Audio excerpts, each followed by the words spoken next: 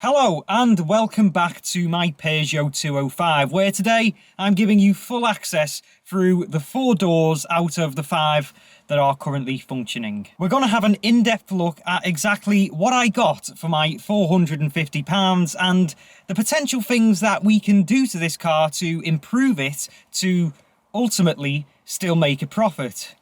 Fingers crossed. So let's start outside and have a full walk around of the vehicle. Now, starting at the front, this vehicle certainly is quite a looker, isn't it? Especially now I've done this customised mod where we take the front grille off to make it look like a monster truck.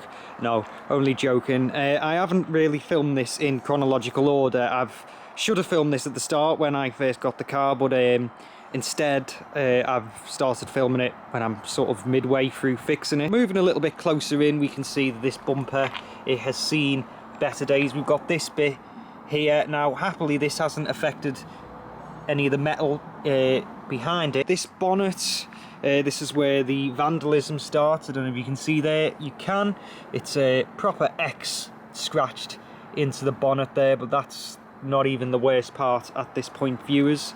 We'll move around to the side where we've got these horrible, but they have grown on me a bit, Halford's alloy wheels that someone has put on. And I find, like, this is the second car I bought now, obviously, and obviously with the Saxo, it was pretty sort of stock when I got it, but it did have a few sort of questionable mods on. And this, you know, nice low mileage automatic car, absolutely nothing done to it, but then someone's threw these horrible alloys on. You know, I've had bloody pizzas bigger than them. So the plan with these alloys originally was for me to refurbish them and put some Peugeot centre caps on, but then I thought, well, they'd look a lot better actually with just normal steelies on and hopefully some retro wheel trims if I can get some. But again, you know, I know it's only what, 100 quid for a set of steelies and then just finding some trims, but it's all money at this point. Like, I can't do anything aesthetic to the car until I know that the engine's tip top, and then I'm going to have to go from there. This wing here, this has obviously had a bit of poor previous, as we call it in the trade. The first of the scratches starts down here, so we've got a scratch going all the way across there. Move on to these doors now. Oh my god. You can see the damage from here, can't you? So this is, as we mentioned in the last video, Josephine's old car. Josephine's obviously used somebody's wheelie bin or something, and they've just keyed the whole car. And if you use your finger, and you can tell whether a car needs to go to body shop, and this, I'm afraid, is a body shop job.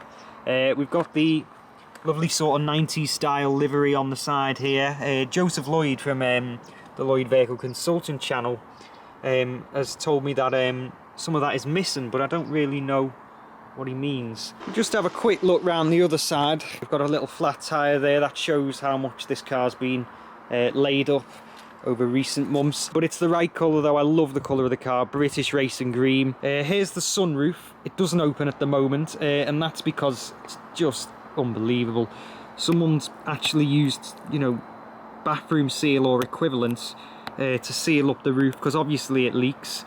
So that's been a cheap fix on this this car, but it just looks awful, doesn't it? So I need to sort that out, and that is a definite. I definitely will be sorting that out. We'll just move over to the back, obviously, because the back of the 205 is a lovely thing. So we haven't got the sort of corrugated plastic on the back, it is just a metal unit. Gorgeous rear screen here as well on the back that just goes on longer than the pandemic. We've got our rear wiper here, and the fluid for which goes in this little thing here. Again, a little clue as to what we're doing with this car at present time, and you'll see in the future a few parts there in the back, and quite a nice boot, really, quite a nice size boot, easy access. Two things to note about this number plate. URW, Uniform Romeo Whiskey, means that the car was registered in Coventry. Who's based in Coventry? Peugeot are. This is also from the Oval Motor Group, which was Oval Peugeot, a dealership in Coventry, which has now become an Aldi. So this was in Coventry or Wiltshire or somewhere like that, and it's found its way up to Liverpool. But yes, there's our little fog light there. I always knew the 205 existed. I always liked it, but I just didn't really, you know, I underrated it basically. I wrote it off.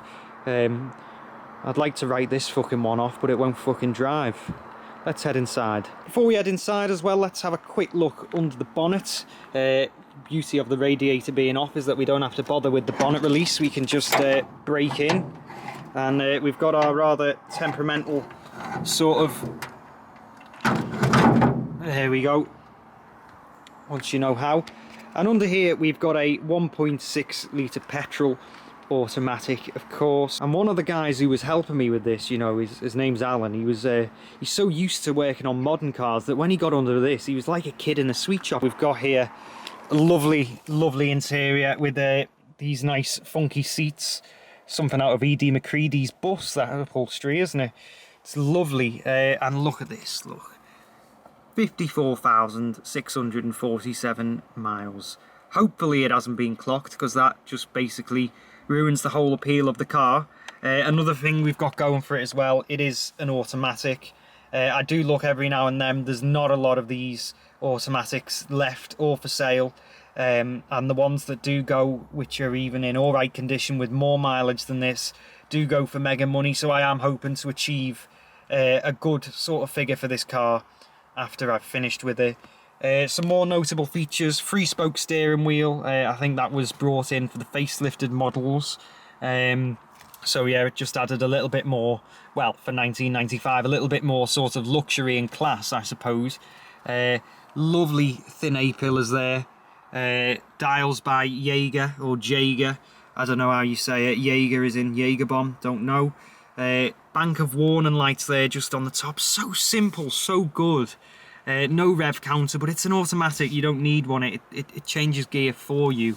And here, look, we've got the sort of Boyle suite, as they say, buttons. And that's slightly loose, but I'll fix that. The only thing that doesn't work in this car are the blowers. It's the resistor, I would imagine. Now you think, well, okay, this is something that you can do yourself, Matty. You can work on this. It's your little project car. You can replace the resistor yourself. And again, it's time. It's this car now. It was supposed to be at least a 6-month project. I've had it now for like, well, not nearly a year, but you know, since like February time, and we're getting into the winter again now. And I just sort of getting to the point now where I'm like, okay, well, if I can avoid it, then I will. But at the same time, I do want to enjoy this car because I just haven't really had the chance so far. And again, electric windows down here, you just wouldn't expect it. I'll show you some things that I found in this car as well. So what we've got down here, we've got TFI Friday, Chris Evans' CD. Chris Evans has been a bit faded in the sun while this car's been out all summer, but that was mine. Didn't find that. I found this in our aftermarket CD player down there. Smash Hits, Summer 2001. Josephine must have been very young at heart, unless she is a young girl and, you know, she's just got an old name, I don't know. And also, I found this. It's just a list of artists. Fratelli's, Busted, Rat Pack, Paul Anka, Plan B, you know, Shadow Puppets. A few good ones on there. The Clash, they're good. Better than Plan B anyway. So in the back, yeah, as you can imagine, slightly cramped.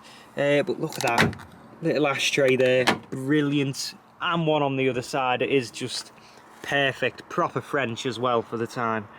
5 seats. Fantastic. So there we go. You've now seen the full extent of just exactly what I've bought with the 205. Do let me know what you think. And you may think I've sort of stalled when it comes to progress with the 205 and I'm not really moving very quickly. And that is true. All sorts of reasons for people who said they'll help me but they can't help me at the moment, and financial reasons and other stuff that may really get in the way of ownership of this car. I'm not too sure at this point. But do join me in the next video where we continue videos with the Saxo and the 205 in the next few months and into the new year. But for now, I'll see you on the next video.